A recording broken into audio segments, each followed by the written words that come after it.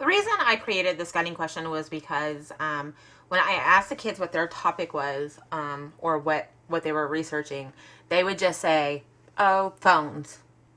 And that wasn't enough for me. They needed to come up with a question to kind of guide their research.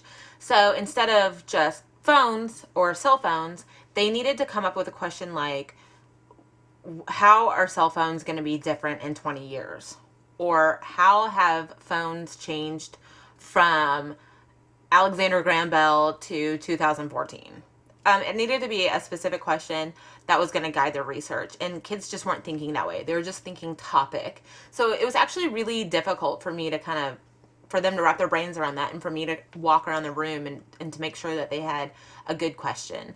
And then the last part of this question is, how are you going to make it an interesting topic for others? I think so many of my kids are so kind of obsessed with one thing. So, for example, video games.